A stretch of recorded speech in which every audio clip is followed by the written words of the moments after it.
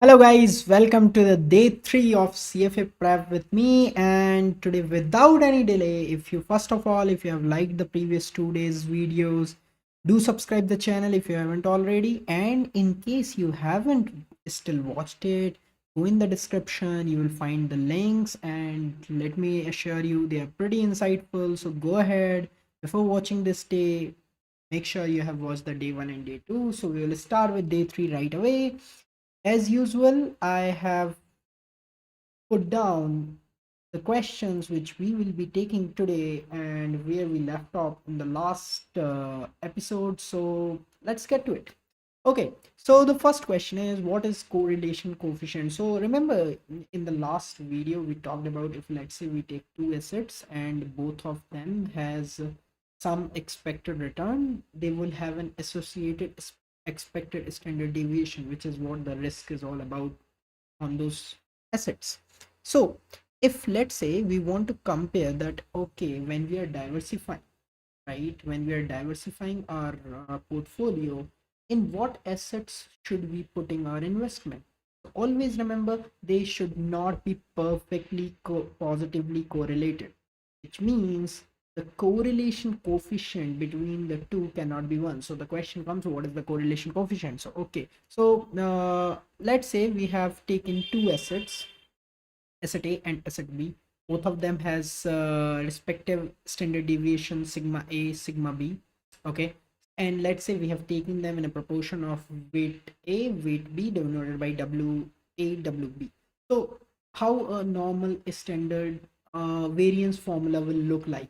Variance formula will say, okay, weight time A squared to the stand variance of A plus weight time B squared to the variance of B plus 2 times weight A into weight B into covariance of A and B. That's that notation. Sigma AB is called the covariance of AB. Now, how do we mathematically understand that term? So that is in the second formula which I am showing. That is basically nothing but you're trying to find the expected value of the product of the deviation from their respective means.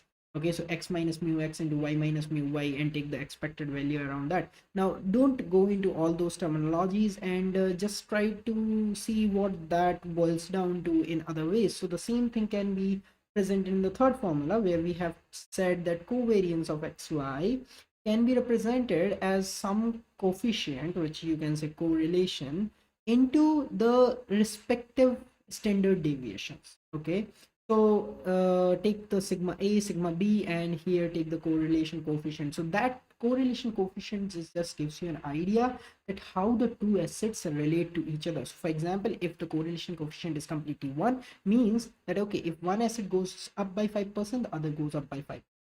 If one goes by 10%, other goes by 10%. If one goes down by 5%, the other one goes down by 5%. So that is the perfect correlation of 1. Okay, what uh correlation of 0 means basically those two are not related at all. Okay, now if you see this basically what should I say, if you try so okay, this is an exercise for you. Try to find why I say that the don't pick two assets which are perfectly correlated. So if what the question is basically, if sigma AB, which is covariance of AB, which is nothing but the correlation coefficient multiplied by sigma A, sigma B. If what I'm saying, if the correlation coefficient is 1, so that's basically this becomes 1. So covariance becomes sigma A, sigma B. Okay. Now try to put that here. Okay. And you remember, you know that weight A and weight B are related. Why? Because if you have taken some proportion of A, then it's 1 minus that what is the proportion of B. So that's how you can try to compute, and you will find very nice result that basically the risk does not go down. Okay, the risk does not go down at all if the two assets are perfectly correlated. Okay, so then let's consider something more insightful around what we say when we try to diversify the portfolio. So when we generally diversify the portfolio, they are imperfectly correlated. I mean, not exactly one, but if anything which is less than 1, you will try to put that the formula and you will see that the overall risk goes down.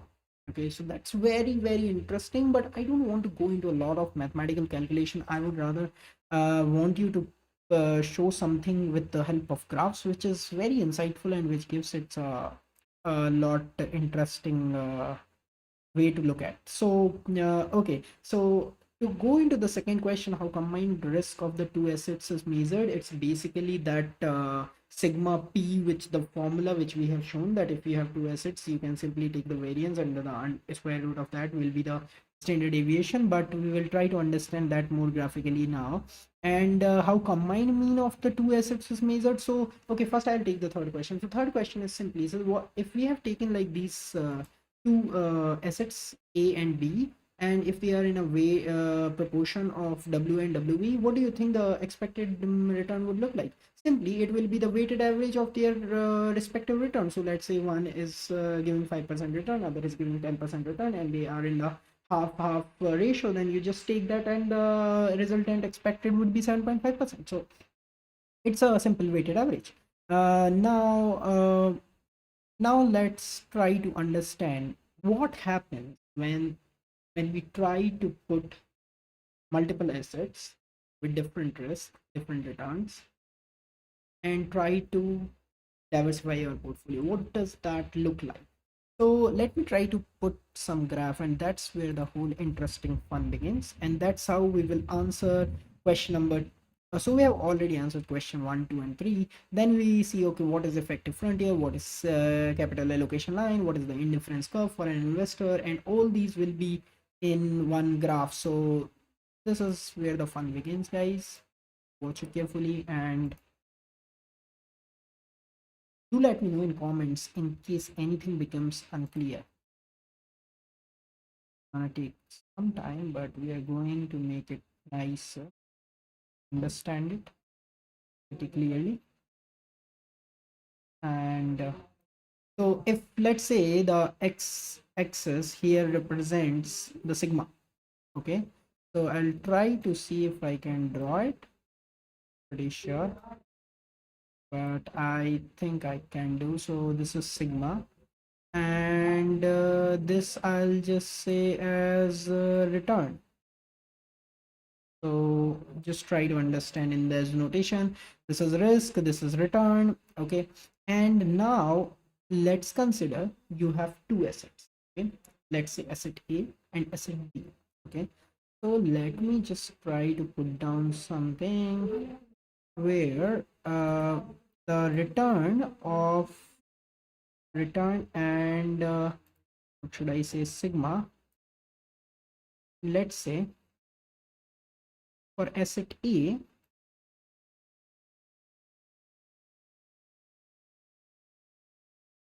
asset A, hey guys for the bad drawing. So for asset A, let's say the return is 5%.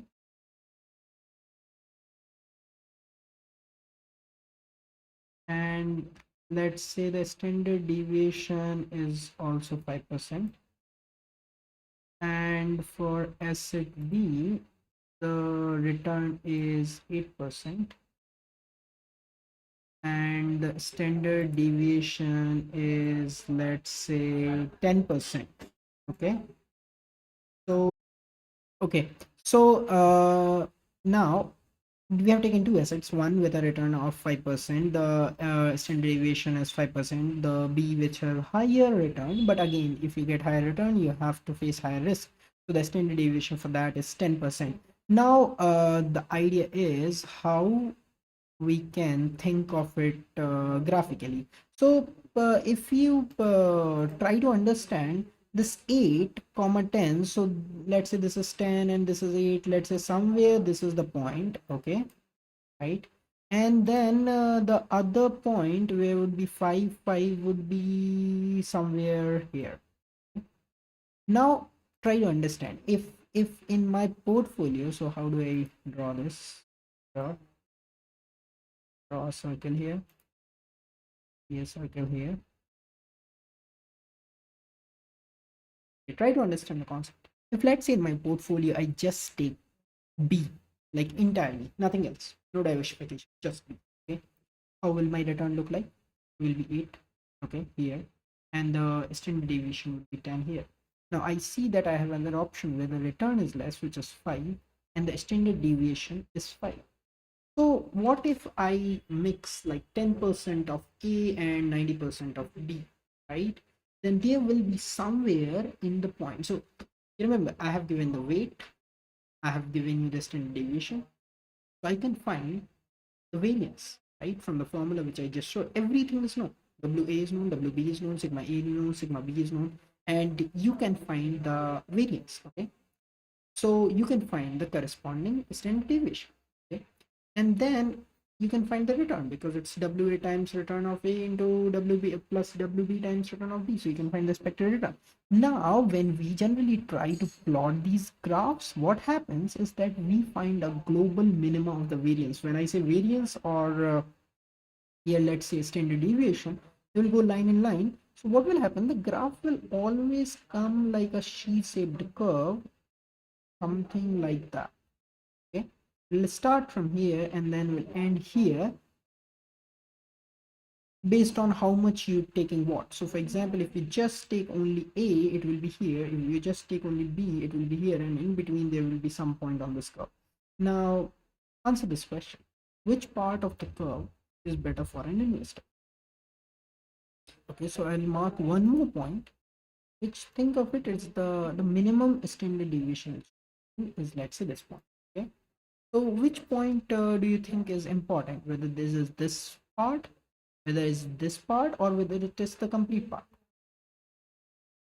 Now ideally it would be, let's say, okay, let's consider, let's say I have found out a combination of such a weights that I am able to get this point, okay, this point where my cursor is right now.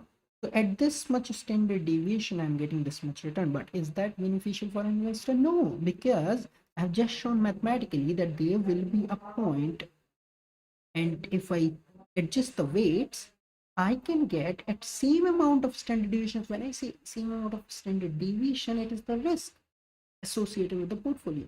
So try to understand it today. So why my today's episode was termed as risk versus return, because think of like at this amount of risk is saying that you are getting this much return, but I can see mathematically that if I tweak the weights, I can get this much return at the same amount of risk. So if I am willing to take this much amount of risk, okay, why would not I get this return instead of this? Because this is possible, right?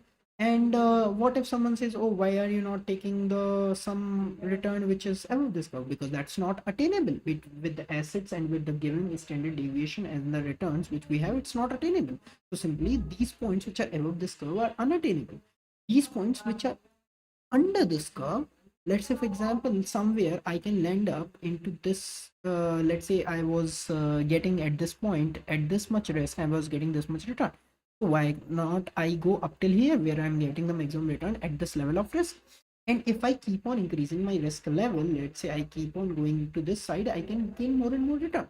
So ideally the only curve which is of the interest of the investor is from this point where we get the minima to the upper part. We don't actually are interested in the below part.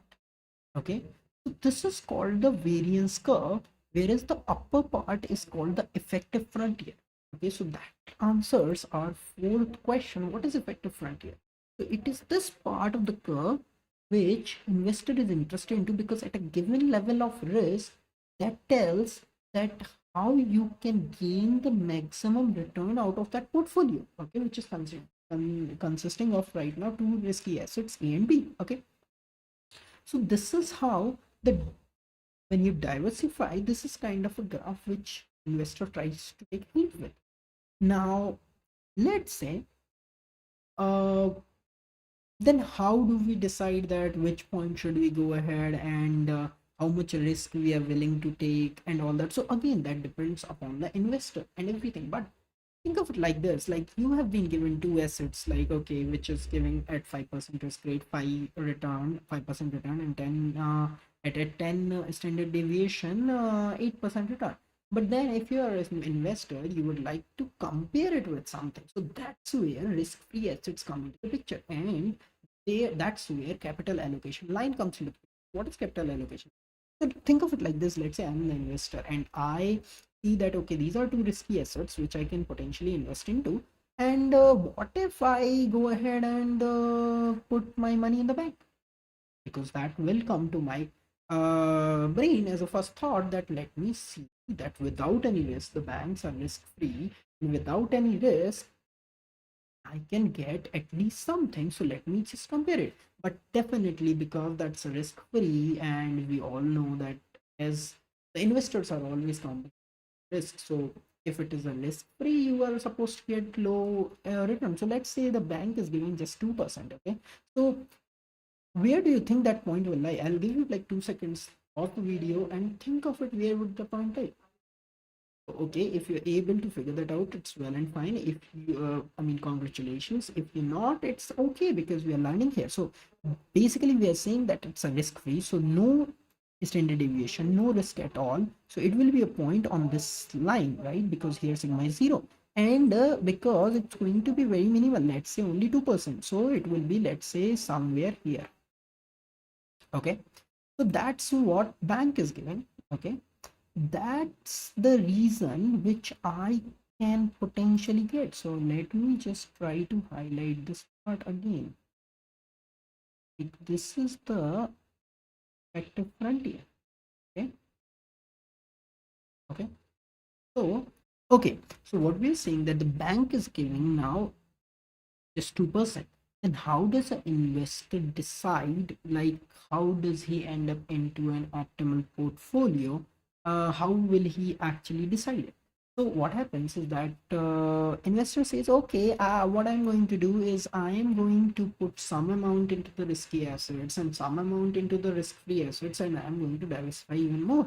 So and what will you gain out of it? So for example, if I pick any point from, let's say, here, okay, okay, and then I try to draw a line from here to here. Now what does this line signifies? This line signifies is that I can basically just invest into the portfolio which is represented by this point, okay, and I will be getting this much return. If I instead invest completely into the market, should I say bank, which is a risk-free asset, I'll get this much. What if I do a combination of both? Now here is the interesting part. As quickly as you have put a risk-free asset into the portfolio, the return graph becomes linear. So what it basically is saying, that okay, if you're trying to take a combination of, let's say, this portfolio, let's say only 70% you're putting into this, and then so think of it like very clearly what I mean. 70% in this, let's say you have 1 million, take the 70% of it and then put into this. Now what this point is, this is a specific combination of asset A and asset B. So they are basically in combination. We are saying a point on the portfolio, okay, is being denoted by a specific combination of A and B.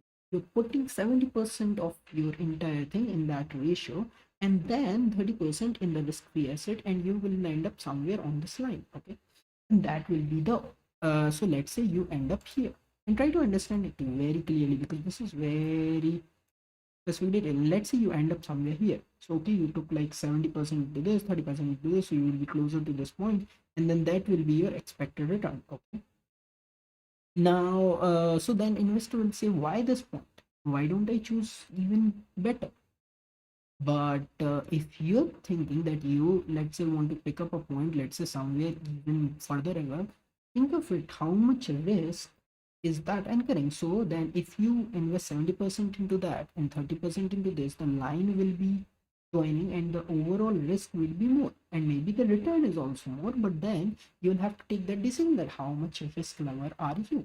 Okay, so what does the best, so this is called a capital allocation line, that how are we allocating our capital, okay, with a risk free asset and the risky portfolio.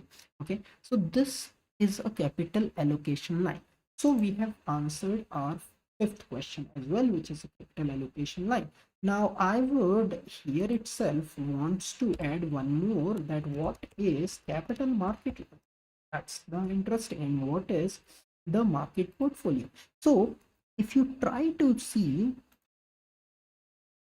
I can put basically one more line which will go tangent to this curve.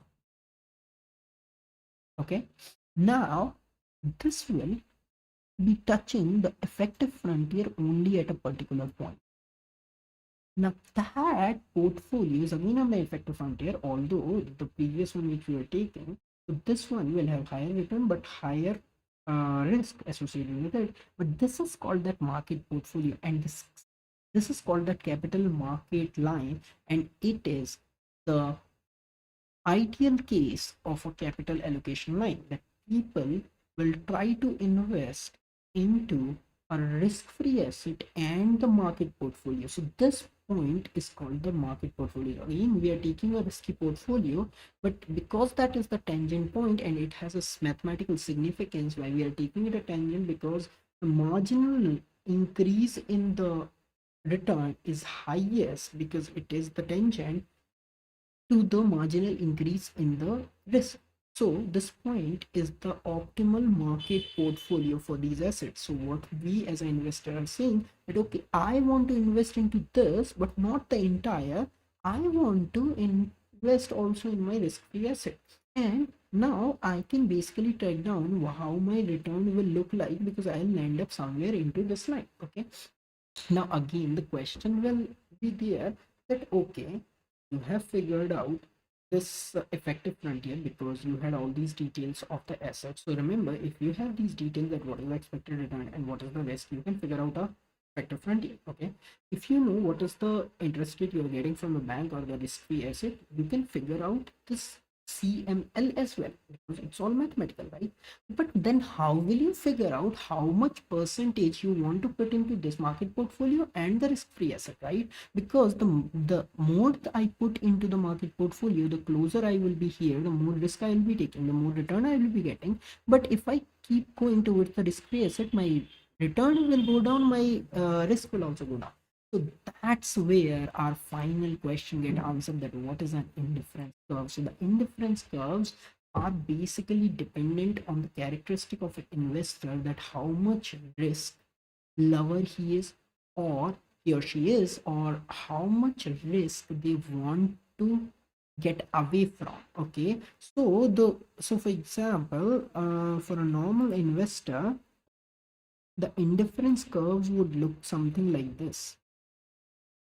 Okay,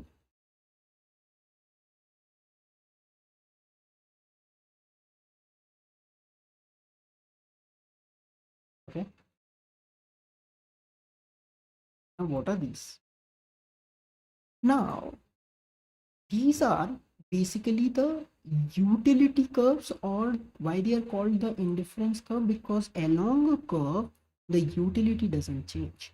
Okay, now what is utility? So think of it like this. This is very easy. How much satisfaction you are getting by putting into an investment. So think of it like this. If you are given an option to compare between these two curves, like which will have the higher utility, so think of it like this. Take 2 points, okay, one here, one here. So at this risk level, okay, one investment is giving you this much return, other investment is giving you this much return. Okay, basically this curve is higher return for the same risk level than this curve. Then which one will give you more satisfaction? Obviously this one. So as higher we are going in these curves, the utility of the investor is increasing. So investor always tries to maximize its utility. Okay, so again, tell me, like right now, can he do an investment on this curve? No. Why? Because it's unattainable. Why? Because we have figured out what all is unattainable. And if he would have just invested in the risky assets, this is the most optimal attainable portfolios. And then on top of it, if he wants to invest into a risk-free asset, then combined with a market portfolio, this is the most optimal line which is attainable. So above that, it's not attainable. So then, will he look to invest in this curve, or this curve? because the topmost is out of the picture. Now think of it like this. In this, will he try to do or not? I'll let you think for a bit.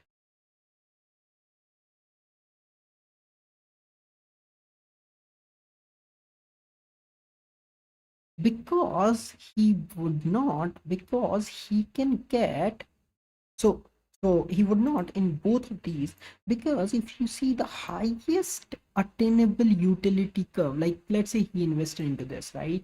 He is getting let's say on this line, so this is intersecting here and here. You're getting, like, let's say this much risk, this much return, which is obviously high, but the risk is also high. Let's say you say, okay, here risk is low, return is low, but what is your utility? Let's say, like, give it a number X. Then the utility on this number, I mean, the satisfaction of the investor with any point on this curve is higher, right? So, since this curve is the one which is touching to the capital market line, the investor would like to attain this maximum attainable utility, right? So, this is the point which the investor would like to invest. This the point where this curve is becoming a tangent to the capital market line, and this is that optimal allocation which it is doing between a risk-free asset and the market portfolio, and it will try to achieve the max utility. I know there have been a lot of things into this graph, but I think this was a very nice representation on how things work when you take risky assets, then you combine with the risk-free asset, and then you try to understand the perspective of an investor, that how he's or she's thinking, and that's about it. That's how all these terms, let's say the effective frontier we saw when we plotted the risky assets variance curve. Then we saw the capital allocation line, which is basically on how the risk return becomes linear when you combine a risk portfolio with a risk-free asset. Then you saw the capital market line, which is the ideal case of the capital allocation line, where you become tangent to the effective frontier, and it will give you the optimal market portfolio and the risk-free asset. And any point on that line will tell you that, okay, that much return you will get to that much risk. Then you say, okay, what, how much do I have to put into both of them? Then you come into your utilities or the indifference curves, which depends on the investor to investor. So if you find the indifference curve for one investor to the other, it all depends on his risk loverness, like how much risk lover he is and how much he wants to. So that's how each of their indifference curve will differ, and that's where the trajectory will differ, and the point at which they will try to invest in the portfolio differ, and hence that will tell you that, okay, why some investor would like to gain more return taking more amount of risk, or some try to get less return with less amount of risk, because it's all about their utility, okay, and how much satisfaction they are getting. So I assume this was a lot graphical, but I love this part really well because it gives a feel on what investor is thinking and not just mathematical. It's like combining with maths, you're trying to really get into it, that how actually these things vary once we try to bring in the risk. Okay, so that's all about it, guys. Do let me know in comments in case you have any question. We can cover this part again and again. Even when I'm preparing, I'm trying to go through each concept multiple times. So do let me know if you like it, and please subscribe the channel. Until then, bye. And the link to the episode 1 and 2 will be somewhere in this screen, so feel free to watch them again in case you have missed it, or